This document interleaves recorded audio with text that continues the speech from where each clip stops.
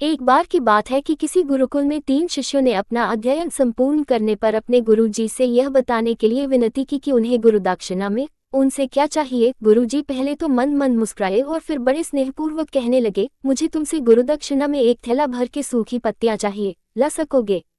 वे तीनों मन ही मन बहुत प्रसन्न हुए क्योंकि उन्हें लगा कि वे बड़ी आसानी से अपने गुरुजी की इच्छा पूरी कर सकेंगे। सूखी पत्तियां तो जंगल में सर्वत्र बिखरी ही रहती हैं।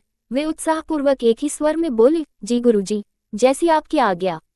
अब वे तीनों शिष्य चलते चलते एक समीपस्थ जंगल में पहुंच चुके थे, लेकिन ये देखकर कि वहां पर तो सूखी पत्तियां केवल एक मुट्ठी भर ही थीं, उनके आश्चर्य का ठिकाना न रहा। वे सोच में पड़ गए कि आखिर जंगल से कौन सूखी पत्तियां उठाकर ले गया होगा। इतने में ही उन्हें दूर से आता हुआ कोई किसान दिखाई दिया। वे उसके पास पहुंचकर उससे विनम्रतापूर्वक याचना करने लगे कि वह उन्हें केवल एक थैला भर सूखी पत्तियां दे दे। अब उस किसान ने उनसे क्षमा याचना करते हुए उन्हें बताया कि वह उनकी मदद नहीं कर सकता क्योंकि उसने सूखी पत्तियों का ईंधन के रूप में पहले ही उपयोग कर लिया था। अब वे तीनों पास में ही बसे एक गांव की ओर इस आशा से बढ़ने लगे थे कि हो सकता है वहां उस गांव में उनकी कोई सहायता कर सके।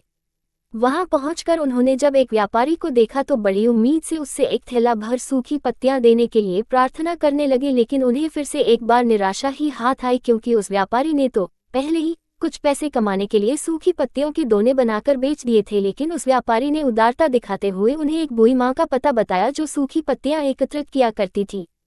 पर भाग्य ने यहाँ पर भी उनका साथ नहीं दिया क्योंकि वह बूढ़ी माँ तो उन पत्तियों को अलग अलग करके कई प्रकार की औषधियां बनाया करती थी। अब निराश होकर वे तीनों खाली हाथ ही गुरुकुल लौट गए। गुरुजी ने उन्हें देखते ही स्नेहपूर्वक पूछा, पुत्रो, ले आइए गुरुदक्षिणा।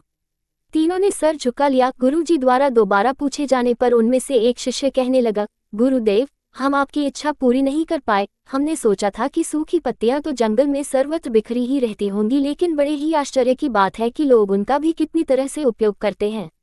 गुरुजी फिर पहले ही की तरह मुस्कुराते हुए प्रेम पूर्वक बोले, निराश क्यों होते हो? प्रसन्न हो जाओ और यही ज्ञान की सूखी पत्तियां भी व्यर्थ नहीं हुआ करती बल्कि उनके भी अनेक उपयोग हुआ करते हैं। मुझे गुरुदक्षिणा के रूप में दे दो। तीनों शिष्य गुरुजी को प्रणाम करके खुशी खुशी अपने अपने घर की ओर चले गए। वह शिष्य जो गुरुजी की कहानी एकाग्रचित होकर सुन रहा था, अचानक बड़े उत्साह से बोला, गुरुजी, अब मुझे अच्छी तरह से ज्ञात हो गया है कि आप क्या कहना चाहते हैं। आपका संकेत वस्तुतः इसी ओर है, न कि जब सर्वत्र सुलभ सूखी पत्तियां भी निरर्थक या बेकार नहीं होती हैं तो फिर हम कैसे किसी भी वस्तु या व्यक्ति को छोटा और महत्वहीन मानकर उसका तिरस्कार कर सकते हैं। चींटी से लेकर हाथी तक और सुई से लेकर तलवार तक सभी का अपना अपना महत्व होता है। गुरुजी भी तुरंत ही बोले, हाँ पुत्र, मेरे कहने का भी यही तात्पर्य है कि हम जब भी किसी से मिले तो उसे यथायोग्य मान देने का भरसक प्रयास करें ताकि आपस में स्नेह, सद्भावना, सहानुभूति एवं सहिष्णुता का विस्तार होता रहे और हमारा जीवन संघर्ष के बजाय उत्सव बन सके। दूसरे, यदि जीवन को एक खेल ही माना जाए तो बेहतर यही होगा कि हम निर्विक्षेप, स्वस्थ एवं शांत प्रतियोगिता में ही भाग लें और अपने निष्पादन तथा निर्माण को ऊंचाई के शिखर पर ले जाने का अथक प्रयास करें। अब शिष्य पूरी तरह से संतुष्ट था। अंततः मैं यही कहना चाहती हूँ कि यदि हम मन, वचन और कर्म इन तीनों ही स्तरों पर इस कहानी का मूल्यांकन करें तो भी यह कहानी खरी ही उतरेगी। सबके प्रति पूर्वाग्रह से मुक्त मन वाला व्यक्ति अपने वचनों से कभी भी किसी को आहत करने का दुस्साहस नहीं करता और उसकी यही ऊर्जा उसके पुरुषार्थ के मार्ग की समस्त बाधाओं को हर लेती है। वस्तुतः हमारे जीवन का सबसे बड़ा उत्सव पुरुषार्थ ही होता है, ऐसा विद्वानों का मत है।